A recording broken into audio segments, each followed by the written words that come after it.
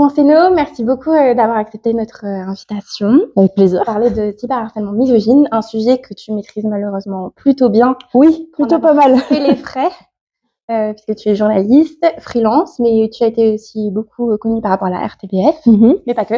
Non. Donc aujourd'hui, voilà, on va parler de ce sujet. Mais pour en parler, j'ai préparé un format un peu spécial. Ok. Donc je vais te donner un peu des clichés, des stéréotypes que j'ai entendus de mes propres oreilles ou lus. Sur le cyberharcèlement ? Ouais. Vas-y, c'est bon. Comme ça te permet de réagir et de donner un peu ton avis sur le sujet et notamment sur l'expérience que tu as vécue, parce qu'on va en parler, mais il y a pas longtemps, tu as eu J'ai gagné un procès. T'as gagné un procès, enfin. Donc voilà. Donc premier truc, c'est évidemment la violence en ligne, ce n'est pas réel. Alors, Internet, c'est l'espace public le plus important dont on dispose aujourd'hui, et je pense qu'on l'a vraiment tous et toutes compris grâce au Covid, entre autres, c'est-à-dire que c'est là qu'on réseautait, c'est là qu'on discutait avec des amis, on faisait même ce truc très bizarre qui s'appelait des apéros Zoom. La violence, elle est réelle. C'est pas parce que l'outil est numérique que la violence est virtuelle. Et les chiffres le montrent. Il y a cette enquête de cette association française qui s'appelle Féministes contre le cyberharcèlement, qui montre que 88% des victimes de cyberviolence souffrent ou ont souffert de troubles anxieux ou dépressifs. Et 14% ont tenté de se suicider. Qu'est-ce qui est pas réel là-dedans exactement?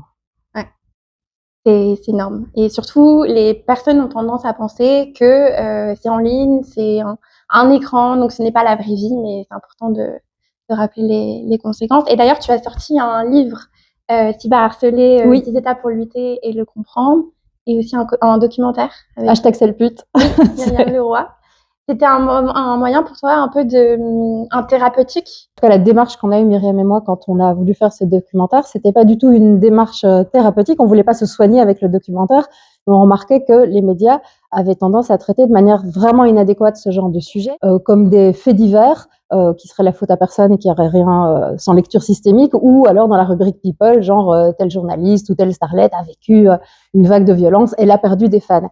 Et vu que c'était maltraité, à un moment, on s'est dit, puisque personne ne le fait, on va le faire nous-mêmes, vu qu'on est journaliste. Ça nous a mis du temps pour réaliser qu'on pouvait le faire nous-mêmes, on l'a finalement fait.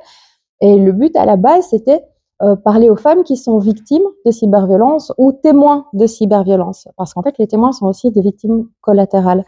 On voulait leur dire que ce n'était pas leur faute, ce n'est pas leur chronique, leur humour, leurs photos, leur prise de position qui leur valait tant de haine, mais apporter justement cette lecture systémique qui manquait dans le traitement médiatique du sujet. On pensait pas, c'est à elles qu'on voulait s'adresser. On leur disait ce que nous, on aurait bien voulu entendre quand on se sentait fort seul. On s'attendait pas non plus à ce que le film ait autant d'écho auprès d'autant de publics différents et surtout qu'il soit toujours diffusé aujourd'hui parce qu'il a presque 5 ans, ce qui est une durée de vie hallucinante pour un documentaire. Et pas parce qu'il est fantastiquement bon, mais s'il est toujours diffusé aujourd'hui, oui, il est pas mal, j'avoue, mais s'il est toujours diffusé aujourd'hui, c'est parce que le problème est de plus en plus grave et de plus en plus visible et que ça reste un des rares outils qui existent pour en parler et pour aborder le sujet. Est-ce que tu te souviens du moment où vous avez parlé toutes les deux de l'idée de faire ce documentaire? Est-ce que c'était après avoir reçu encore l'énième, commentaire où tu te dis voilà, c'est de trop? Je sais plus très bien comment c'est venu, mais je sais qu'au début on s'est dit ah là là, il faudrait vraiment que quelqu'un en parle. Et vu que nous on nous écoute pas, on nous prend pas au sérieux, on a tendance à dire ah là là, les chouineuses, les pleureuses, elles font ça pour se faire valoir, pour se mettre en avant. On s'est dit il faudrait qu'un homme le fasse parce que lui on va l'écouter. Et donc c'est ce qu'on a tenté au début. Ça s'est pas très bien passé, donc on l'a fait nous-mêmes. Mais notre premier réflexe a été de dire il faut qu'un homme le fasse parce que peut-être que lui on va l'écouter. Nous visiblement quand on parle, on se moque de nous. Donc il nous faut quelqu'un de crédible et force est de constater que sur certains sujets c'est plus facile de les faire traiter. C'est peut-être un peu moins le cas aujourd'hui, mais quand on y a pensé en 2016, c'était vraiment très le cas. Quoi. Ouais. Et qu'est-ce que tu répondrais aux commentaires? Les personnalités publiques doivent l'accepter, ça fait partie du métier. Et puis c'est la rançon de la gloire, quoi. Alors les personnalités publiques, les personnes qui ont une existence connue d'un certain nombre de personnes, que ce soit via les réseaux sociaux, via les médias, via la politique, doivent pouvoir accepter un certain nombre de critiques. Ça, la justice le reconnaît, la justice, et c'est vrai. Mais entre critique et discrimination, parce que la cyberviolence à caractère misogyne, c'est de la discrimination. Tous les commentaires sexualisants, si je prends uniquement les miens, ce que moi j'ai reçu, parce que c'est mes stigmates, j'en fais ce que j'en veux. J'ai eu évidemment des grosses t'as sucé des arrivé là, j'avais une tête d'actrice porno, j'étais une greluche qui se pensait assez maligne pour parler politique, j'avais le cerveau vide, je devais retourner dans ma cuisine. Tout ça, c'est des commentaires extrêmement misogynes, et ça, c'est de la discrimination. Et là où la justice a encore parfois du mal à faire la différence entre liberté d'expression et critique qu'on doit pouvoir se prendre dans la tronche parce qu'on passe à la radio ou à la télé, et discrimination, je trouve que parfois elle joue un peu sur une ligne de crête dangereuse. Ouais, et puis on va en revenir en commentant le premier procès que tu as gagné. Oui, parce que j'en ai perdu. J'en ai perdu. Un peu à cause de ce problème. On rigole, mais c'est pas drôle, mais on va venir dessus. Mais on rigole aujourd'hui, c'est pas grave, tu sais. Mais toi, comment tu as fait, et même comment tu fais aujourd'hui quand tu reçois ces commentaires? Parce que, par exemple, pour avoir parlé avec certaines journalistes, leur moyen un peu de se protéger, en fait, c'est de relayer parfois les messages, les tweets, par exemple. C'est ce que j'ai beaucoup fait au début, entre 2012, 2016, 17, 18. Je relayais énormément pour visibiliser, mais je relayais toujours avec une note d'humour, avec un peu de sarcasme, alors que sincèrement, ça me faisait pas rire. Et donc, j'envoyais pas vraiment le bon message non plus. C'était comme si ça me faisait rire, j'en rigolais, alors qu'en fait, j'en crevais. C'était absolument horrible. Le procès, déjà ce procès, il a pu avoir lieu parce que les autres, ceux que j'ai perdus, ont pu avoir lieu parce que l'association des journalistes professionnels m'a soutenue dans cette démarche. Un procès, c'est des mois de travail, environ 10 000 euros d'avocat, des années d'attente, c'est extrêmement pénible, c'est extrêmement cher. Or, les cyberviolences, moi, m'ont appauvri. En fait, j'ai perdu du travail, j'étais parfois pas toujours en état de travailler, donc j'étais certainement pas en état de payer des procès. Et le procès que j'ai gagné récemment, c'est moi et la RTBF qui l'avons gagné. C'est-à-dire qu'il a aussi pu se dérouler parce que la RTBF était à mes côtés, elle se portait partie civile, et je ne peux pas m'empêcher de penser que si la justice nous a donné raison dans ce cas-là, c'est parce que la RTBF se portait partie civile, et qu'il est beaucoup plus difficile de renvoyer dos à dos agresseur-agressé, ou de parler, comme j'ai pu l'entendre, dans la bouche de certains juges de bac à sable, de disputes de bac à sable, quand la RTBF, quand c'est un procès RTBF plus Florence Hénault. Donc ce procès, il a pu se dérouler parce que la RTBF est pour le moment, à ma connaissance, le seul média en Belgique, la seule entreprise médiatique en Belgique qui a pris le problème à bras-le-corps.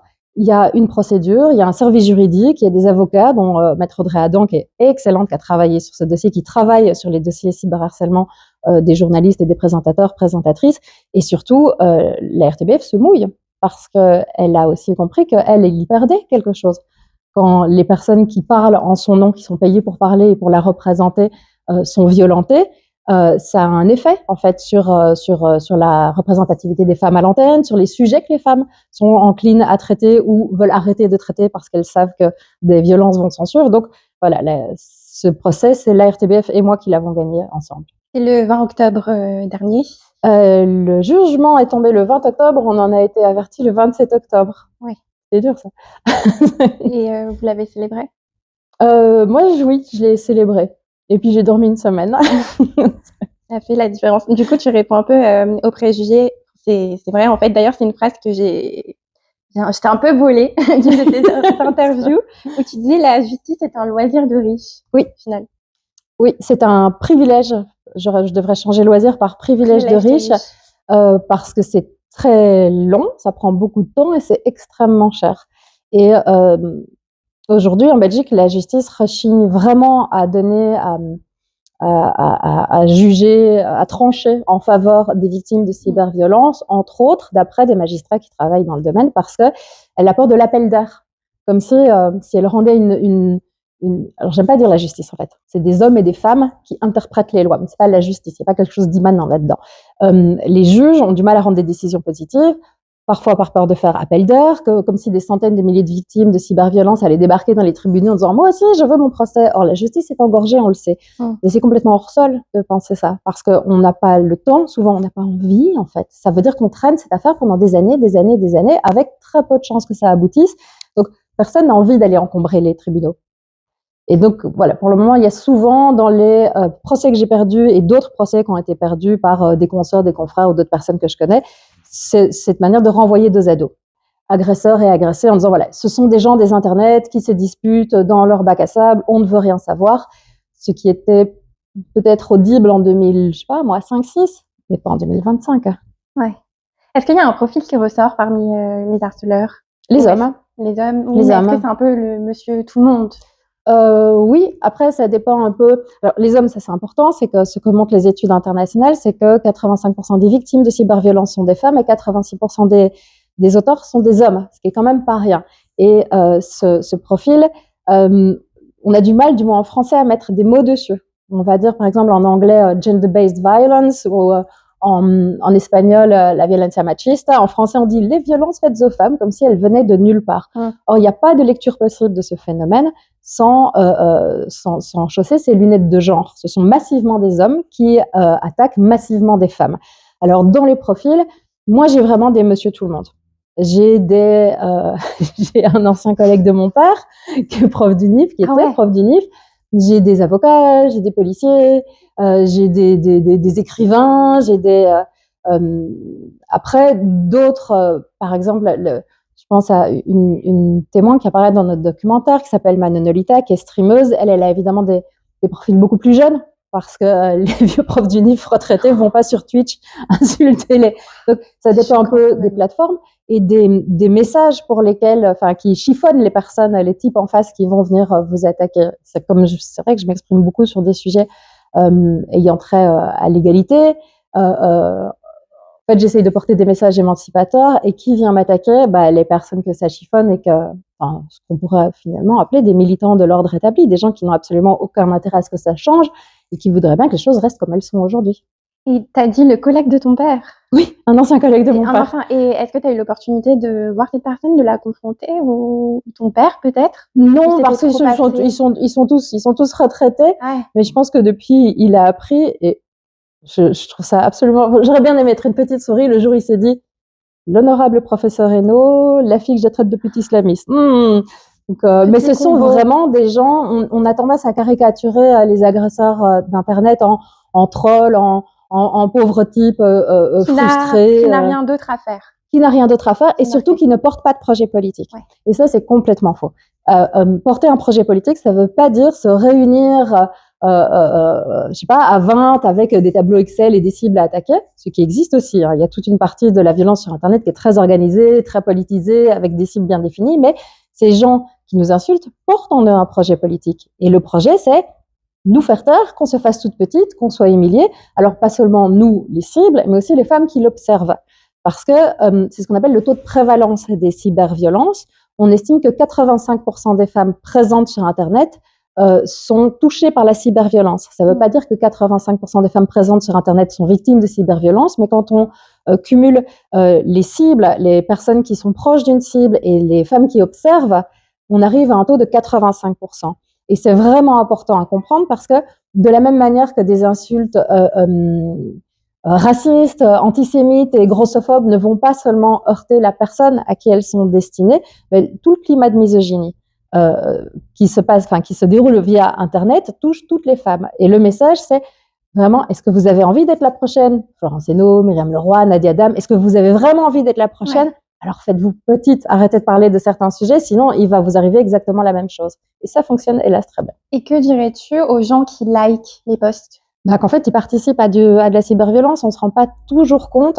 On a l'impression que si on ne poste pas des photomontages et on ne poste pas des insultes, en fait, on n'est pas actif, mais plus on interagit avec un contenu, que ce soit parce qu'on le partage, parce qu'on le commente, parce qu'on le like, plus l'algorithme va pousser ce contenu et le rendre visible. Donc en fait, même liker un commentaire haineux, liker un post, c'est participer à de la cyberviolence et de manière active. Hein. Une petite question là qui me passe par la tête, mais si on pouvait repartir en arrière, qu'est-ce que tu dirais à la Florence qui débute le journalisme? Est-ce que tu l'avertirais de tout ça? Est-ce que peut-être tu aurais pris une autre voie? C'est une question qu'on pourrait se poser. Je pense que j'aurais voulu savoir, et c'est aussi pour ça que je travaille sur le sujet depuis presque 7 ans maintenant, c'est que savoir, c'est s'armer. C'est-à-dire que je dis beaucoup de chiffres. Pour moi, ces chiffres, ils sont très importants. C'est pas juste pour montrer que je les connais par cœur. C'est que si j'avais su ça, si j'avais une lecture systémique du problème, j'aurais gagné des mois, des années de vie, parce que ça m'a rendue très malheureuse. Ça m'a fait me poser énormément de questions sur moi-même. Je me suis dit, mais enfin, c'est quand même dingue de déclencher autant de haine. Les gens me détestent. J'ai pas choisi la bonne voie. Pourquoi les gens... En fait, j'avais pas compris ce que je pouvais représenter aux yeux de ces types-là. Et en quoi finalement ces insultes ne me concernaient pas moi, ils me connaissent pas, ils me connaissent ni d'Ève ni d'Adam, ils n'ont jamais parlé avec moi, mais ce que je représente à leurs yeux était insupportable et ils voulaient corriger cette anomalie. Et donc si j'avais une bonne lecture de ce phénomène, j'aurais sans doute à certains moments été plus prudente, mais moi j'ai commencé ma carrière en même temps que la création des réseaux sociaux, donc on a un peu bidouillé. Si je l'ai commencé maintenant, ben déjà je connaîtrais les réseaux sociaux. Je pense que les journalistes qui se lancent maintenant, les jeunes, ont une meilleure lecture de ce qui est en train de se passer. Nous, pendant très longtemps, sur Facebook, il y avait des photos de moi en bikini qui dataient de 2006, quoi. Parce que on en avait une utilisation très, très, très mignonnette. On n'avait pas compris ce que ça allait devenir plus tard. Donc moi, j'aurais juste voulu savoir pour moins souffrir. Et c'est exactement la raison pour laquelle on a fait un documentaire sur ce sujet et pour laquelle j'ai écrit un bouquin sur ce sujet. C'est pour donner une grille de lecture adéquate. Et je pense que c'est un vrai chemin vers la rédemption. C'est savoir qu'on n'est pas directement visé, même si les insultes vous sont adressées. Mais ce qui est visé, c'est ce que vous réveillez chez ces types-là. Et ça, jusqu'à preuve du contraire, c'est pas votre problème. Ah, merci beaucoup De rien. pour cet échange sans filtre, spontané. On avait vraiment envie, la Fédération européenne des journalistes, de t'avoir sur ce podcast. Et j'ai évidemment dit oui parce que parmi les soutiens de la première heure, il y a eu la Fédération européenne des journalistes et ça a énormément compté, au même titre que l'Association des journalistes professionnels. C'est-à-dire que vous avez eu une lecture adéquate des événements, de ce qui était en train de se passer, alors que peu de gens l'avaient à l'époque et votre soutien est essentiel et a vraiment été essentiel pour moi. Parce qu'au tout début, les premières semaines, on était dans de la survie, c'était hyper dur et votre soutien était vraiment essentiel pour moi parce qu'avoir votre corporation, vos fédérations qui vous posent la main sur l'épaule en disant « Meuf, c'est pas ta faute, on sait ce qui est en train de se passer, on est avec toi », c'est extrêmement important. Et ça aussi, c'est un privilège parce que toutes les victimes de cyberviolence n'ont pas de structure autour d'elles pour les soutenir. Donc, je mesure dans ma malchance la chance que j'ai eue aussi. Merci de le mentionner. On était là, on est là, on sera là. Allez, au prochain arrêt, je vous appelle. J'espère qu'il n'y aura pas d'autres. En ce moment même où on parle, est-ce que tu as d'autres J'ai quitté Twitter, X. J'ai quitté Twitter. C'était avant que ce soit X. J'ai quitté Facebook. J'ai un compte Instagram qui est fermé. Donc, il se passe sans doute des choses, mais je me suis coupée de la potentielle violence, mais aussi de potentielles opportunités professionnelles et d'une visibilité qui est pourtant importante pour une journaliste freelance. Mais j'ai fait le choix de me couper de ça parce que je préfère avoir moins de travail et moins de visibilité que beaucoup de violence quotidienne parce que c'était quotidien. Et est-ce que juste c'était un au revoir qui n'est pas au revoir. Allez, vas-y, continue. Au revoir, c'était un peu au revoir. Est-ce que le cyberharcèlement, les menaces en ligne ont déjà atterri jusqu'à chez toi? Par exemple, des lettres, des petits mots? Une fois, j'ai eu une lettre anonyme, mais je ne sais pas si c'était lié à une interview que j'avais faite du frère de Salah Abdeslam, donc je ne sais pas si c'était en lien. J'ai déjà eu peur quand il y en a un qui a visiblement lâché la rampe à un moment et qui commençait à poster des trucs en disant la justice ne fera jamais son travail, il faut que nous fassions justice nous-mêmes et que nous allions. J'étais là, waouh. Donc là, j'ai eu peur. Alors, je sais qu'il y en a que j'ai déjà croisé, il y a déjà eu des messages en disant ah tu m'as pas reconnu mais moi je t'ai vu, etc. Ouais, et ça fait peur. Donc j'ai aussi maintenant un peu moins, je commence à me relaxer un peu, mais pendant des années eu une utilisation de l'espace public totalement différente. Donc j'ai porté beaucoup de bonnets, j'ai arrêté de boire des verres dans des cafés, je me disais toujours oui mais il y en a peut-être un, en fait moi je sais pas à quoi ils ressemblent ces types. Et peut-être qu'ils sont à côté, qu'ils font semblant d'être sympas, et peut-être qu'ils vont me filmer. Il y a eu des menaces aussi en disant, c'était une fois, je me souviens, quelqu'un qui disait ouais. J'en ai croisé une, elle était bourrée, la prochaine fois je la filme. Du coup je dis Myriam, t'étais bourrée en rue? Elle me dit non, je fais plus jamais ça, c'est toi? Je fais mais non, moi je suis jamais bourrée en rue, je ne comprends pas. Et donc voilà, cette idée que dans des moments de je sais pas, d'amitié ou avec mon copain ou quelqu'un pourrait filmer et diffuser les images, c'est quelque chose que j'ai vraiment à l'esprit et donc je ne vis plus tout à fait la vie comme avant, même si de nouveau je me suis beaucoup relaxée. Je sors plus avec des bonnets par exemple, sauf en hiver. Mais en plus, il fait froid. Hein, on a besoin des bonnets. Merci beaucoup. C'est un vrai au revoir. C'est un vrai au revoir. Si tu veux, je te laisse, Pascal, si tu veux dire un message aux journalistes qui sont dans cette situation. Ah, les journalistes qui sont dans cette situation. Si tu as un conseil à leur donner, ou un petit mot. Ce que je trouve très interpellant dans notre milieu, c'est la pudeur qu'il y a à parler des cyberviolences, alors que les chiffres montrent et on sait qu'on en est victime de manière totalement démesurée, mais comme dans beaucoup de milieux, on pourrait faire le parallèle avec la politique, des milieux masculins où tout le monde ne réussit pas, où il faut serrer les dents, on a tendance nous-mêmes en fait à penser que c'est le revers de la médaille et qu'il faut serrer les dents et que c'est pas si grave, ça ne nous touche pas. Mais si on peut se mentir à nous-mêmes, par contre, les chiffres ne mentent pas et je vous invite à lire l'étude de Chilling et bientôt la nouvelle version qui va sortir et à parler, peut-être, enfin.